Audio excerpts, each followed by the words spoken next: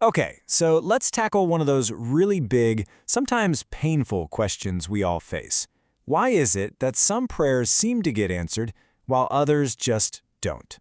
Today, we're going to unpack a pretty fascinating spiritual hypothesis that offers a whole new way of looking at this. And this quote from Hanshi Deena Naidu, man, it just hits the nail on the head. That awful feeling of hopelessness when you've put your heart out there, you've asked for help, and all you get back is silence. It can really shake your faith. So, what if there's a reason for it? To really get this theory, we have to start with the story that inspired it. It all begins with a moment of real crisis that led to a surprising bit of clarity. So, the man behind this idea is Hanshi Deena Naidu. He's a master of karate and a philosophy called Kihatsu. And he found himself in a spot where, everything he built was about to crumble. Yeah, the situation was bad. It was threatening to completely derail all of his work. And fast. The pressure was on, and honestly, he was pretty much out of ideas. So in that moment of sheer desperation, right on the edge of panic, he did what a lot of us would do. He just prayed. He asked for some kind of help from a higher power, any kind of divine intervention. And almost right away, something happened. It wasn't some booming voice from the clouds. It was more like a gut feeling, a sudden thought to ask someone for help, someone who was right outside his door. He went with it, and wouldn't you know it, his neighbor showed up, ready to help. And here's the crazy part. The thing that was causing him so much stress, this problem that felt absolutely massive, was totally solved. And it only took about 30 minutes.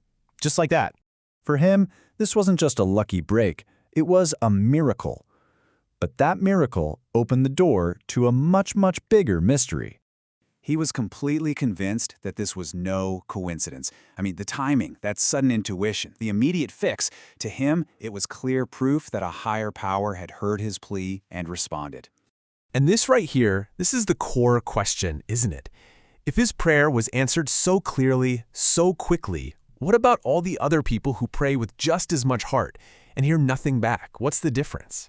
Well, that question sent him down a path, and he came up with a very specific idea. One that's all about a kind of cosmic balance sheet.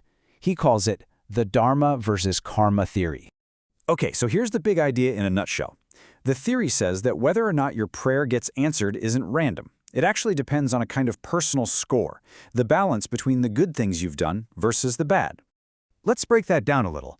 Think of it like a cosmic war going on inside you. On one side, you've got Dharma. That's all your good deeds, your good actions, and that feeling of a clear conscience.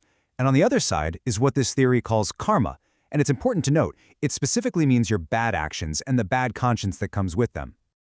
So how does this balance work? Well, the theory says it's a three-step process. First, you've got this constant battle raging between your good and bad actions. Second, if your bad deeds start to tip the scales, your prayers basically lose their power. But third, if your good deeds are in the lead, then your prayers actually become a reliable and powerful force. So what's the big takeaway from all this? Well, the theory points to a really clear conclusion about how we should try to live.